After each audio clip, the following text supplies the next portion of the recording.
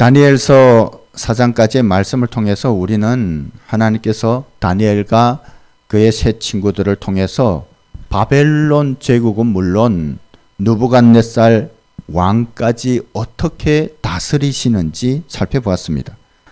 여러 극적인 사건들을 통해서 하나님께서는 느부갓네살 왕의 교만을 꺾으시고 또 하나님의 사람들인 다니엘과 그의 세 친구들을 높이시는 것들을 우리는 보았습니다. 인간의 눈으로 볼 때는 전혀 불가능한 상황인데 하나님께서는 그 상황들을 역전시키셔서 그러한 일들을 이루셨던 것입니다. 우리가 지난번에도 살펴보았지만 이 느부갓네살이 크게 이렇게 잘못 생각한 것이 있었어요. 그것이 뭐냐면 바벨론 제국의 영화가 자기의 능력 때문에 이루어진 것이라고 착각한 것이에요. 그러나 하나님께서는 꿈을 통하여 또 하나님의 사람을 통하여 그것이 하나님께서 허락하셨기 때문에 가능하다는 것을 수차에 걸쳐서 말씀하셨습니다. 그런데 이 오만한 느부갓네살은 그 하나님의 말씀을 외면하고 계속 그 교만 가운데 빠지게 됐던 것이에요. 그것이 그 4장 말씀에 나와 있어요.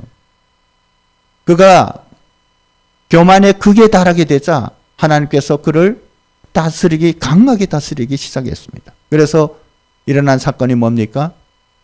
그가 짐승처럼 되는 것이에요.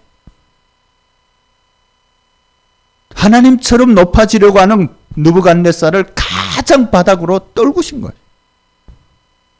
그는 자기가 그런 상황에 있는지조차도 몰랐어요. 그러다가 정신 차려 보니까 하나님이 때가 끝나고 정신을 차려 보니까 자기가 지금 그냥 동물들과 똑같은 모습을 하고 있는 거예요. 그래서 하나님 앞에 구했죠. 그리고 하나님만이 우주 만물을 다스리시고 하나님께서 허락하실 때 바벨론에 어떤 영화나 권자가 있다는 것을 깨닫고 하나님을 경배하고 찬양하기 시작합니다. 4장 말씀은 바로 그것이었습니다. 그것으로 느부갓네살의 이야기는 끝납니다. 물론 그 뒤에도 어떤 기록들이 있을 거예요. 그 기록들을 우리는 다는 알 수 없지만 아마도 느부갓네살이 그렇다고 해서 하나님 한 분만을 믿고 의지한 사람은 아니었지만 바벨론의 그 당시에 어떤 흐름처럼 바벨론은 다신론적인 국가였어요. 많은 신들을 인정했던 거예요. 하지만 이 느부갓네살은 그 많은 신 중에 적어도 하나님이 가장 위대하다는 것을 깨닫고 다시는 그렇게 교만하지 않고 하나님 앞에서 겸허한 모습을 유지하려고 했을 거예요. 아마 그랬기 때문에 더 이상 느부갓네살에 대해서 언급하지 않는 것이 아닌가 생각해 봅니다. 그리고 오늘 나누게 될 이 5장 말씀은 느부갓네살 이후 바벨론의 마지막 왕이었던 벨사살 시대를 배경으로 하고 있습니다. 이 5장에서 나오는 사건은 바벨론이 멸망하기 직전의 상황을 말하고 있어요.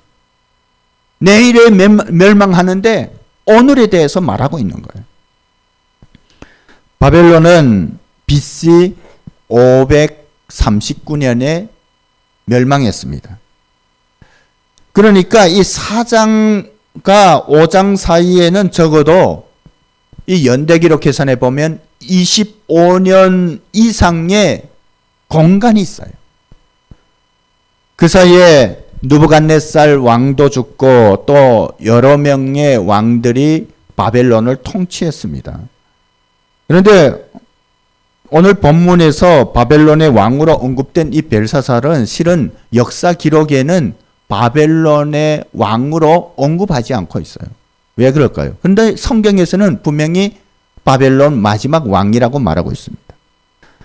이 일반 역사에서는 나보니두스라는 사람을 바벨론 마지막 왕으로 말하고 있습니다. 그런데 이 벨사살은 이 나보니두스의 아들이었어요. 이 나보니두스가 자기가 왕위에 오르게 되자 이 BC 550년경에 아라비아에 있는 테마라는 곳에 원정을 가게 됩니다. 그러면서 그 바벨론 도성을 다스려야 되고 그 바벨론 제국을 다스려야 되는 상황에서 자기 아들을 공동 통치자로 세우게 되는 것입니다.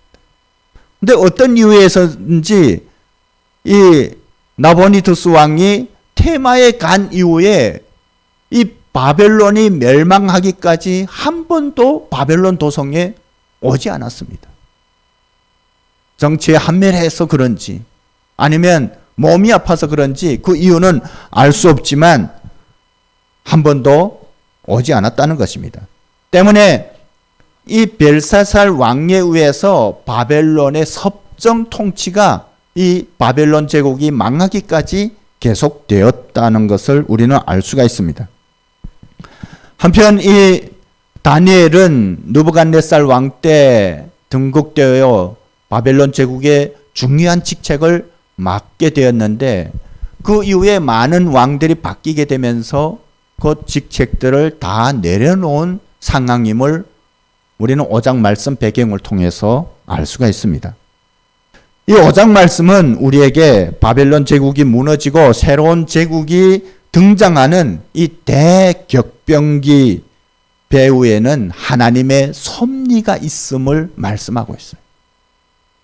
그리고 그런 대격변기 혼란 가운데서도 오직 하나님만을 바라보고 의지하는 사람들을 하나님께서 보호하시고 높이신다는 것을 말하고 있습니다. 또한 이 말씀을 통해서 하나님께서 우리에게 중요하게 교훈하시는 것은 바로 영적 무지가 인간을 파멸해로 몰아간다는 것입니다. 그것은 인간이 영적으로 무지할 때 불안과 두려움에 매이게 되고 그 불안과 두려움을 이렇게 메꾸려고 하니까 메워질 수는 없지만 메우려고 하니까 그것을 인위적으로 다른 것으로 포장한다는 거예요. 여러분 불안한 사람을 보면 뭔가 외적인 것으로 자기를 포장하기를 원합니다. 그런데 이렇게 자꾸 포장하려고 하다 보니까 높아져요, 마음이. 이 불안과 두려움과 교만은 밀접하게 연관되어 있습니다. 이 교만한 사람들의 그 밑바닥을 보면 불안과 두려움이 있어요.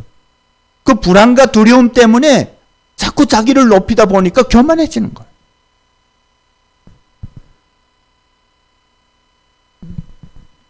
교만은 의도적으로 자신을 높이려는 죄의 본성이라고 할 수가 있습니다. 그런데 이러한 교만은 하나님의 자리에 자기를 올리기도 하고 또한 하나님을 대적하기도 하고 오늘 말씀에 나오는 것처럼 심지어 하나님을 모독하기까지 한다는 것입니다. 그리고 그러한 결과는 우리가 짐작하는 것처럼 멸망으로 이어진다는 것입니다. 그것에 대해서 성경은 우리에게 분명하게 교훈하고 있습니다. 오늘 우리는 이 부분에 대해서 함께 나누려고 합니다. 오늘 말씀 본문을 보면 벨사살 왕이 큰 잔치를 베푸는 장면으로 시작됩니다. 그런데 이 성경은 벨사살 왕이 그 잔치를 베푼 목적에 대해서 말하고 있는데 오늘 1절 말씀을 보면 자기 수하에 있는 1000명의 귀족들을 위해서라고 말씀하고 여러분 그때 상황이 어떤 상황이었냐면 메대와 바사 연합군이 이 바벨론 도성을 지금 포위하고 있는 상태였어요. 그때 많은 사람들이 동요하고 있었습니다. 불안해하고 있었습니다. 그리고 이 벨사살 왕의 어떤 리더십에 대해서 의심했을 수도 있습니다. 그런데 이러한 상황에서 여러분 잔치를 베푸는 것은 너무나도 맞지 않는 거예요. 왜 그랬을까요? 그것은 벨사살 마음에 불안과 두려움이 있었기 때문입니다. 그를 불안케 하는 외적인 요소는 자기가 바벨론의 1인자가 아닌 2인자였다는 것도 있지만 또한 방금 말씀드린 것처럼 바벨론 도성이 메대 바사 연합군에 포위된 상황 때문일 수도 있습니다. 그것이 외적인 요인으로 될 수 있지만 조금 더 깊이 들어가 보면 벨사살을 불안하게 한 것은 바로 영적 무지로부터 오는 공허함 때문이라는 것입니다. 여러분, 영적 무지가 무엇이라고 생각합니까? 그것은 우주 만물을 지으시고 다스리시는 하나님의 그 생명 대신 하나님이 그 마음에 없기 때문에 하나님의 뜻과 계획을 전혀 알 수 없는 상태를 말합니다. 그것이 바로 영적 무지예요. 여러분, 우리가 이 다니엘서를 통해서 계속 살펴본 것처럼 다니엘서에서 말하는 것처럼 바벨론도, 그리고 바벨론의 왕들도 자기들이 섬기는 신들이 있었어요. 이 바벨론의 주신은 바로 벨이라는 신이었어요. 그런데요, 하나님 외에 사람들이 우상하는 모든 신은 다 헛되다는 것이에요. 왜 그러냐면 그 모든 것이 사람의 손으로 만들어졌고 때문에 존재하지 않기 때문에 아무리 사람들이 그것을 믿고 따른다 할지라도 그 신이, 그 거짓된 신이 사람들의 마음에 평온을 줄 수 없다는 것입니다. 오히려 잘못된 우상숭배는 인간의 마음을 더욱 공허하게 만들죠. 이 벨사살은 외형적으로는 신을 믿고 있었으나 그가 믿고 있는 신은 없는 신, 자기들이 만들어낸 거짓 신이었기 때문에 결국 그는 영적으로 무지할 수밖에 없었고 그것으로 인해서 그의 심령은 공고해졌다는 것입니다. 여러분, 공허한 마음이 바로 사람들에게 불안과 두려움을 줍니다. 그리고 그러한 심령의 불안과 두려움을 가질 때 인간은 그것을 쾌락으로 메우려고 하는 그런 속성을 가지고 있습니다. 그래서 이 불안한 사람들은 쾌락을 자꾸 추구하는 거예요. 그리고 외형적인 것으로 계속해서 그것을 포장하려고 합니다. 여러분, 마음이 두려운 사람들이 이 허세를 떠는 것을 우리는 볼 수가 있어요. 여러분, 괜히 겉으로 허세를 부리는 사람들을 보면 마음이 더 불안과 두려움이 많은 사람들이에요. 외형적으로 자신을 과시하려고 하는 사람들을, 그 마음을 들여다보면 그 공허함이 있다는 것이죠. 그 마음에 하나님이 계시지 않기 때문에 공허하고 불안한데 그것을 모르고 계속해서 외형적인 것으로 채우거나 포장하려고 합니다.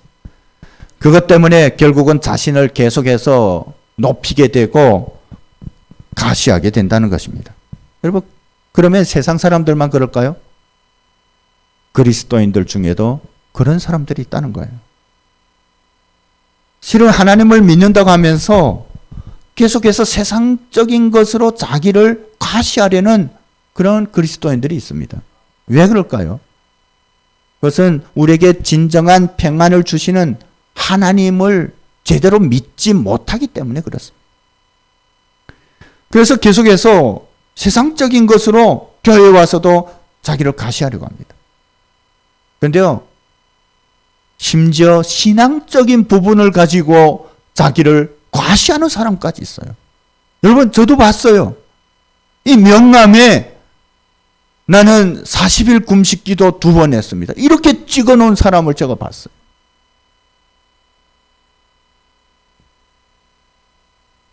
그것으로 자기를 과시하는 거예요. 왜냐하면 그 마음에 깊이 들어가 보면 하나님에 대한 온전한 믿음이 없기 때문에 불안한 거예요. 잘못된 믿음 때문에 마음이 두려운 거예요.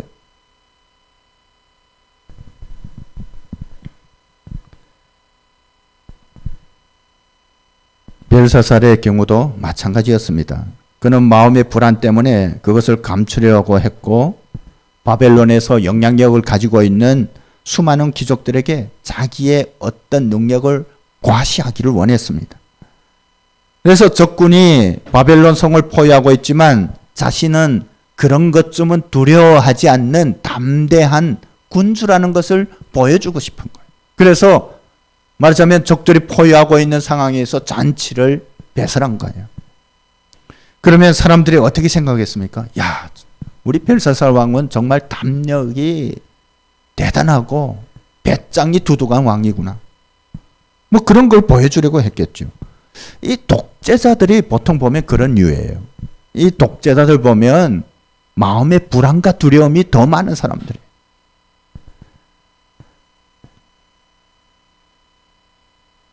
그런 것을 가장 잘 만들어내는 사람들이 우리 가까이에 있어요.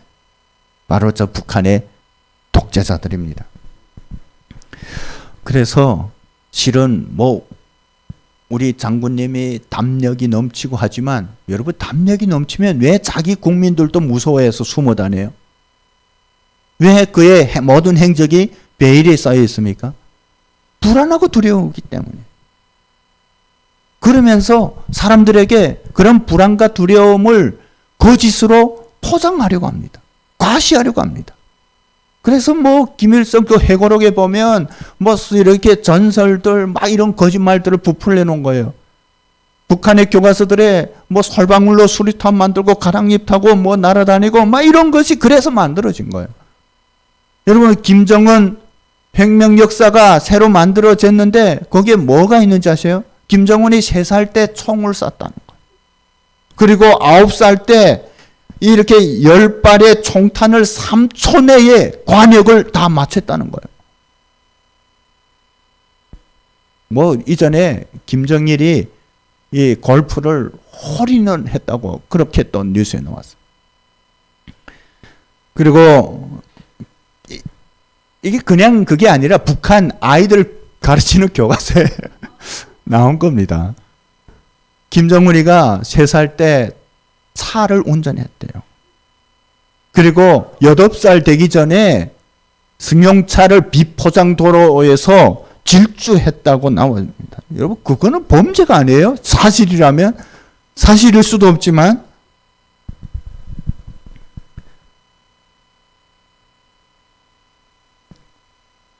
많은 사람들이 환호할 때 교만한 인간들은 자신의 제어 능력을 잃게 됩니다. 이 치웅이 오르고 잔치가 한창 무르익어 갈 때 벨사살은 자기를 더 확실하게 드러낼 수 있는 크고 분명한 것을 귀족들에게 보여주기를 원했습니다. 그래서 그는 오늘 본문 2절에 나오는 것처럼 술을 마시는데 사용하기 위해서 느부갓네살 왕이 예루살렘 성전에서 탈취해온 성전 금은 기물들을 가져오라고 사람들에게 명령하는 거예요. 그리고 여러분, 그 금은 기물들이 어떤 것입니까? 오직 여호와 하나님만을 예배하는데 사용하는 거룩한 것이에요. 그래서 그 전임 왕들도 그것을 알기 때문에 그것을 창고에 넣고 다치지 않았어요. 그런데 이 벨사살 왕이 그것을 가져오라고 명령하고 오늘 본문 말씀처럼 왕후과 후궁과 귀족들과 함께 그 성전 기물로 술을 퍼마시기 시작했다는 것입니다. 이 성전 기물은 이 벨이 신전에 보관되어 있었습니다. 이 고대 근동 사람들은 이 전쟁이 자기들이 믿고 있는 신들 간의 전쟁이라고 생각하고 있었어요. 그리고 인간들이 그 전쟁을 치르는 것은 자기들이 대리자로 그것을 치른다고 생각했어요. 그래서 승리했을 때는 자기의 신이 상대 나라의 신에 대해서 승리한 것이기 때문에 그 어떤 그 종교적인 기물들을 탈취해 와서 자기 신전에 바치는 거예요. 그런데요, 느부갓네살도 그렇게 생각했는데 그게 아닌 거죠. 보니까 자기들이 패망시킨 그 이스라엘의 하나님이 자기들이 믿는 신보다도 훨씬 위대한 분이라는 것을 깨닫게 된 거예요. 그래서 두려워한 것이죠. 그렇기 때문에 이 바벨론에 있는 벨이 신전에는 이스라엘 예루살렘 성전에서 탈취해온 기물뿐만 아니라 그 다른 나라들에서 탈취해온 그 우상 기물들도 다 함께 있었던 거예요. 그런데 왜 벨사살이 하필이면 이 예루살렘에서 탈취해온 하나님을 섬기는 그 기물들을 가져오라고 했을까요?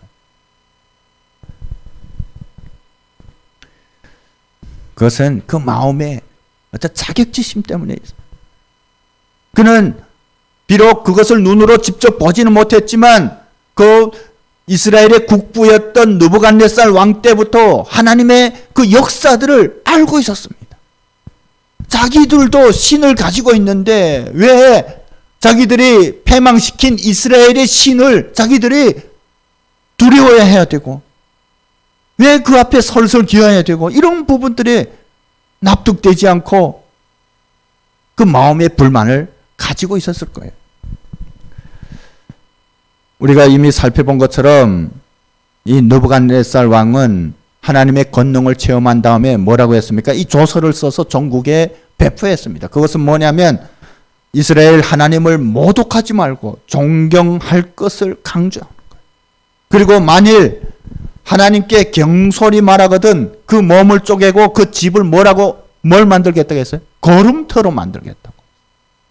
여러분 이 말을 이 벨사살이 잘 세게만 들었어도 그에게 이런 패망은 없었죠. 그러다가 그 마음에 불만들이 있었지만 혹시 하는 두려움 때문에 실행하지는 못하고 있다가 지금 치기가 오르고 사람들이 자기에게 환호하니까 이 오기가 생긴 겁니다. 여러분 사람들은 마음이 불안하거나 두려울 때 술에 취해서 그것을 잊으려고 합니다. 하지만 과도해지면 자신의 마음을 통제하는 것을 잃게 되죠. 북한 영화에 그런 대사가 있었습니다. 처음에 사람이 술을 마시고 그 다음에는 술이 술을 마시고 마지막에는 술이 사람을 마신다. 남한에도 그런 말이 있는지는 잘 모르겠지만 이 술을 과도하게 마시면 사람이 통제 능력을 잃게 되는 거예요. 그래서 성경은 우리 그리스도인들에게 술 취하지 말고 성령 충만함을 받으라고 말씀하는 거예요. 물론 이 벨사살의 행동이 무의식 중에 나온 실수가 아닌 그가 품고 있던 사악한 생각이 취흥 중에 이렇게 드러난 것입니다. 의도적이라는 것이죠. 여러분 우리가 이미 나눴던 것처럼 하나님께서는 느부갓네살의 꿈에서 그 신상을 처음에 보여주셨잖아요. 근데 그 신상이 머리는 금으로 되고 팔과 가슴은 은으로 되고 배와 이런 내용이 기억나시죠? 그것은 뭐냐면 이제 때가 되면 바벨론 제국이 멸망하고 또 다른 제국이 들어설 것이라는 것이에요. 그런데 지금 바벨론 도성이 메데 바사 연합군이 2년째 포위하고 있는 상황에서 사람들 마음에 그런 의구심이 생겼어요. 정말 이스라엘 하나님의 예언처럼 이 바벨론 제국이 멸망하는 것이 아니냐. 그런 두려움들이 생기기 시작했어요. 이런 상황에서 이 벨사살 왕은 그것을 바꿀 어떤 마음들을 가지고 있었다는 거예요. 그래서 그걸 바꾸기 위해서는 이스라엘의 하나님이 우리가 믿고 있는 그런 우상에 비해서 아무것도 아니라는 것을 보여줘야 했습니다. 그것이 바로 성전 기물을 가져다가 많은 사람들 앞에서 모독하는 거예요. 그리고 오늘 말씀에 나오는 것처럼 금은 구리, 쇠, 철, 돌로 만든 그런 우상들을 자기들이 믿고 있는 헛된 우상들을 높이는 것이었습니다. 여러분 그렇게 되면 사람들이 어떻게 생각하겠어요? 아, 이스라엘 여호와 하나님이 실은 아무것도 아니구나. 때문에 그 여호와 하나님의 그 예언이 그것은 허구에 불과하구나. 이 벨사살이 노린 것이 그것이라는 것이에요.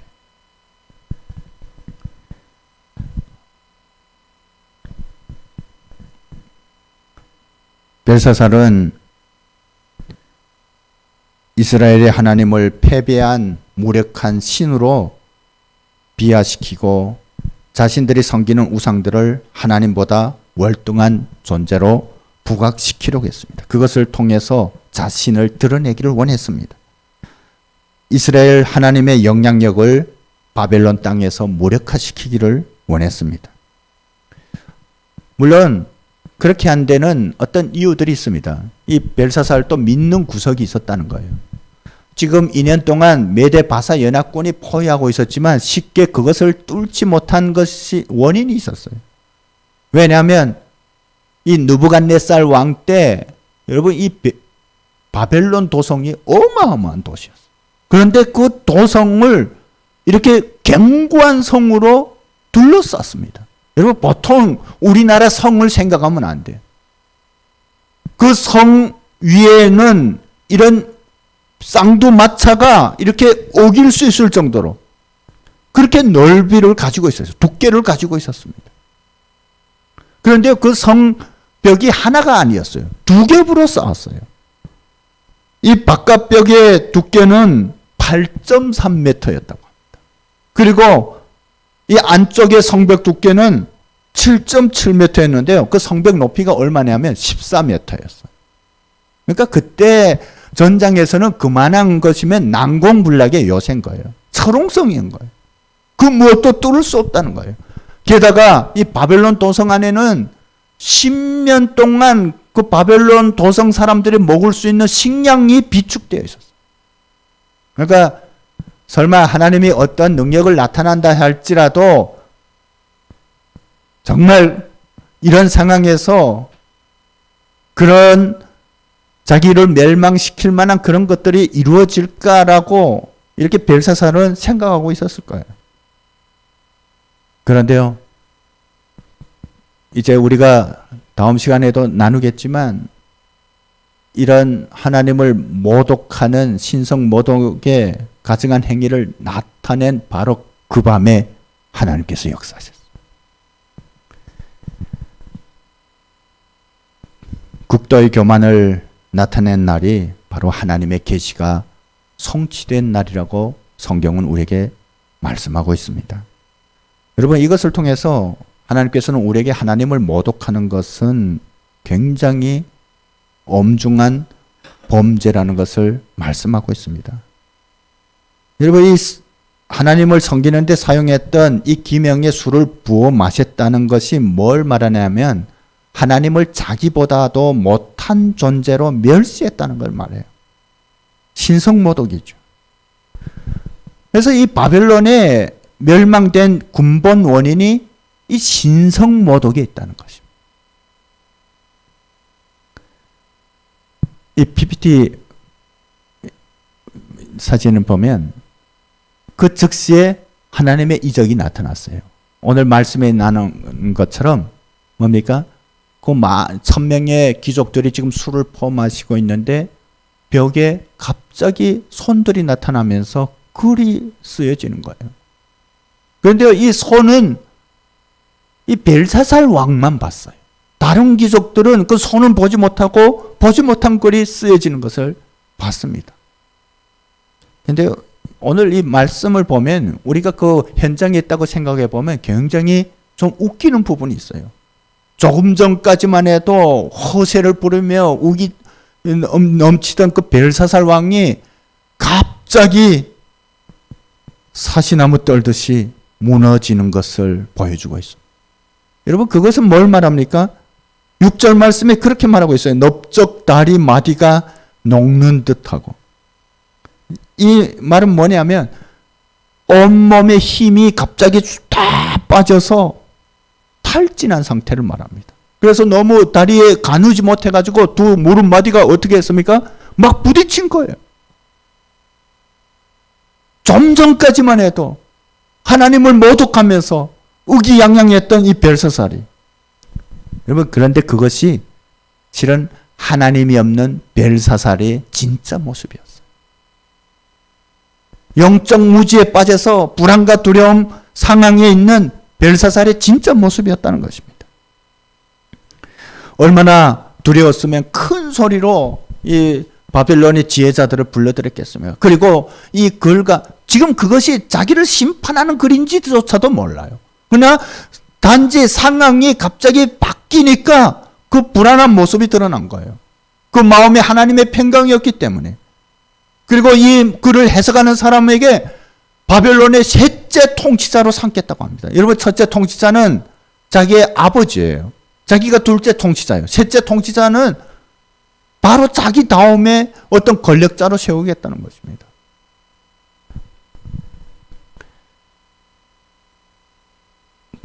그것은 국도의 불안에서 오는 행동이었습니다. 여러분, 죽음을 앞둔 사람들에게서 그것이 잘 나타난다고 합니다. 하나님이 없는 사람은 이 운명전에 굉장히 두려움에 쌓여 있대요. 그 눈을 보면 그냥 두려움이 꽉 차 있대요.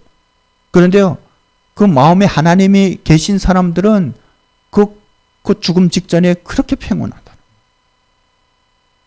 왜냐하면 평강의 하나님이 함께 하시기 때문에.